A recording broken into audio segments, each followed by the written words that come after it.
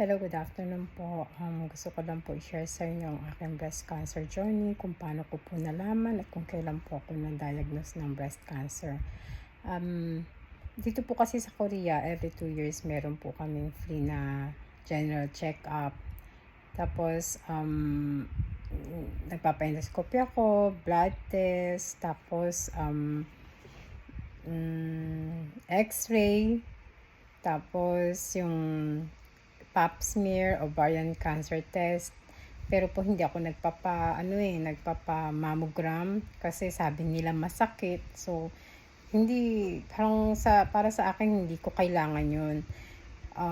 Tapos po, nagkaroon lang po ako ng nagpa-mammogram lang po ako nung 2017 kasi prior to that lagi ko pong nararamdaman sumasakit yung breast ko, parang hinihiwa, gano'n pong pakiramdam, parang merong umihiwa sa tagiliran, sa both sides, yung sa left tsaka sa right kong breast.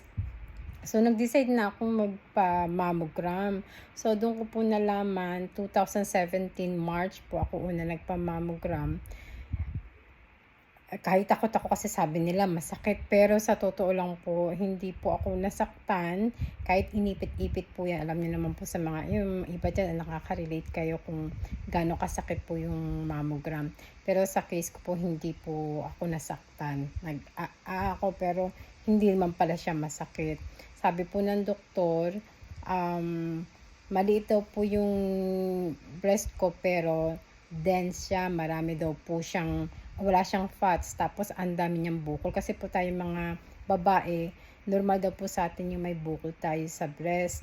Pero yung sa akin po, madami daw, sobrang dami. Pero nothing to worry daw kasi hindi naman siya cancerous, marami lang siyang bukol. So, nung sinabi ng doktor na OB-GYN na hindi naman siya cancerous, so panatag po yung loob ko. Pero starting 2017 nagpapa nagpapa-ultrasound na ako every 6 months. Every 6 months po ang advice ng doktor na regular na ultrasound po 'yon.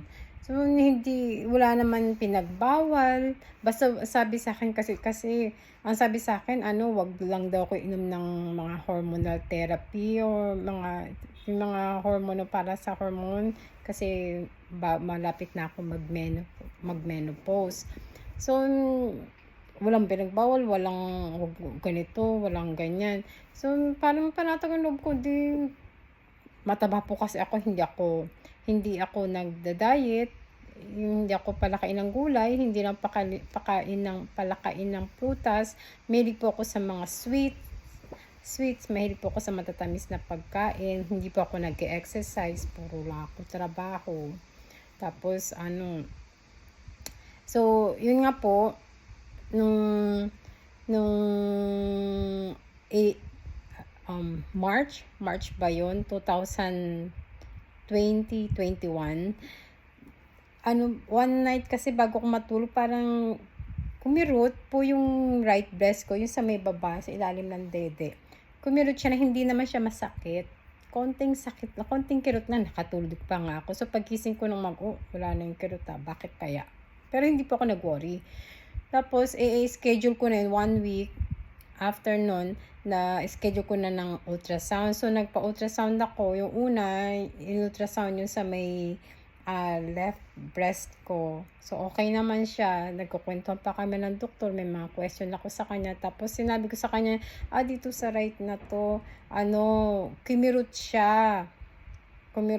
Tapos nung tapos dun yung yung ultrasound niya ako, dun yung nilagay yung nakita ko sa reaction ng doktor na nag-worry kaagad siya kasi syempre every 6 months yung check-up ko sa ultrasound ko sa kanya, check-up ko sa kanya. Tapos tinatanong ko nga siya, pinatahimik, sabi niya, tumahimik daw ako kasi kailangan daw niya mag-concentrate. Tapos after niyang ma-ultrasound, kumuha siya ng CD, yung pala ni-record niya pala yung ultrasound ko. Tapos binigyan niya ako ng recommendation. Sabi niya kailangan ko daw pumunta sa malaking ospital para magpa-biopsy. Tapos yun nga, sa madaling salita, sinamahan ako ng husband ko pumunta sa ospital na malapit sa amin. So, hindi naman ako nagwo-worry kasi wala namang ano, eh, yung parang wala naman sa loob ko na magkakasakit kasi feeling ko talaga healthy ako kasi nag-diet po ako, eh. 10 kilos po yung na-lose ko. Tapos, nung kinausap ko na yung oncologist, sabi niya, "Okey na ano yan, bagong tubong bukol."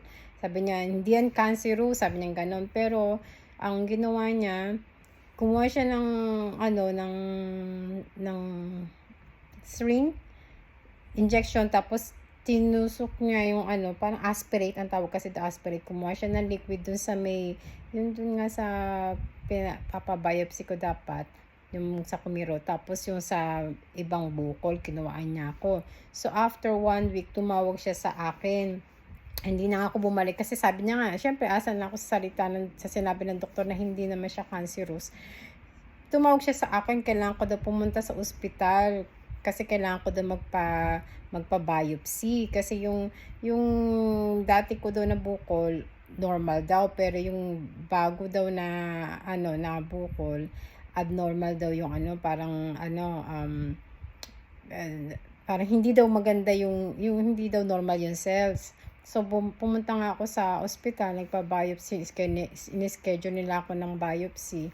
Hindi hindi pa nga ako nag-lunch no'n kasi nagda-diet nga ako. Tapos yun, wala akong matandaan kung merong ano, eh, kung merong anesthesia.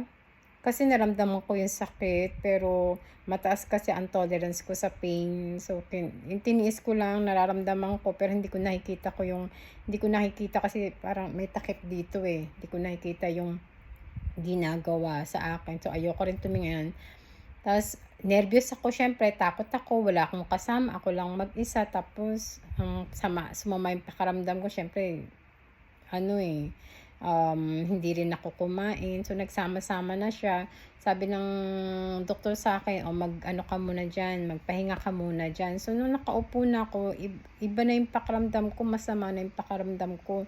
Alam ko hihimatayin na ako. So, yung mga Korean na sa tabi ko na humingi ako ng tulong, hindi nila ako pinapansin. Buti na lang yung isang nurse dumaan.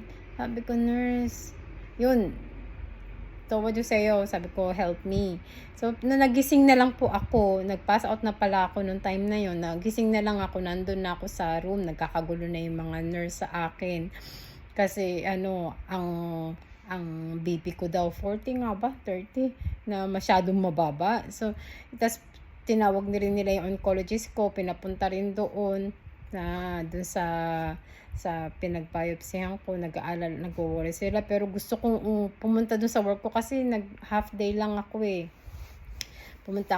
Pauwiin na nila ako, sabi ko pumunta ako dun sa work ko kasi meron pa akong work na hindi pa natapos. Tapos, eh, ayokong payagan, pero pinagpahinga ko muna nila ako. Pero nung nag-80 na yata, nag-90, parang medyo normal na yung ano, pinayagan na rin nila ako. Sabi ko, magta-taxi na lang ako. Yung pinayagan nila akong umuwi sa madaling salita. So, after 1 week, tumawag yung oncologist sa akin. Pumunta daw ako doon kasi andun na lang yung result ng biopsy ko. So, madaling salita, nagpunta po ako doon, kinausap ako ng doktor ko, sabi niya cancer daw. So, hindi pa nagsisigin sa isip ko na cancer agad yun. Saglit lang na konting kirot lang, cancer na. Cancer ba yun? Kasi ang alam ko pag sinabing cancer, di ba, yung parang pag sa atin masakit na, parang malala na yung ano, eh, ang healthy ng pakaramdam ko ng mga time na yun. Nagsisimula pa lang akong mag-work, bago pa lang ako sa work ko after, kasi pandemic nun, eh. 2020, nag-diet ako, tapos wala akong work 1 year. Tapos nag-start na naman ako ng work, tapos April, madadiagnose ako ng cancer. So, pero hindi po ako umiyak ng time na yun. So, lumapaglabas ko, dun na ako parang doon ko na na-realize, oh, cancer. Umiyak na ako, tumawag na ako sa husband ko, sinabi ko na nga sa kanya, sabi ng doktor, cancer. Tapos sa mga kapatid ko, sinabihan ko na sila na sabi nga, na-diagnose nga ako ng breast cancer. Tapos yung sa work ko, sinabihan ko na rin sila doon.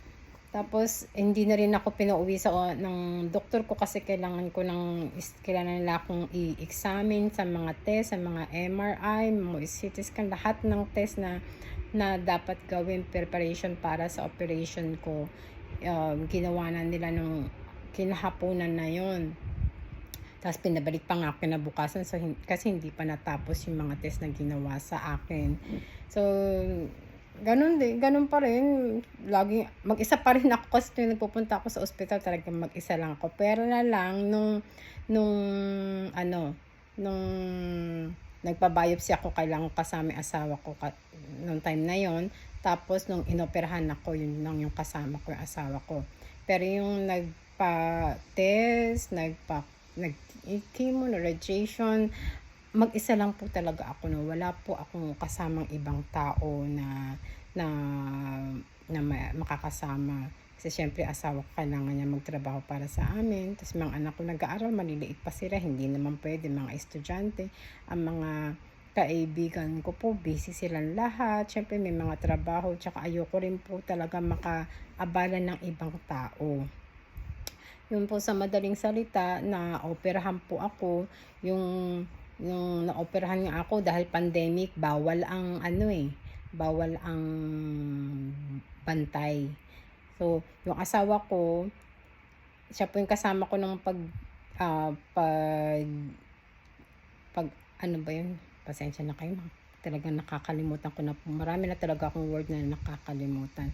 Siya po yung kasama ko nung na confine ako sa ospital hanggang sa paglabas. So, gusto ng doktor na 1 week, pero 5 days lang, nagpilit na akong umuwi. Kasi nakita naman niya, malakas naman ako. So, kahit po masakit yung kasi major operation yun eh. Pero okay naman po ako, malakas po ako ng time na yun.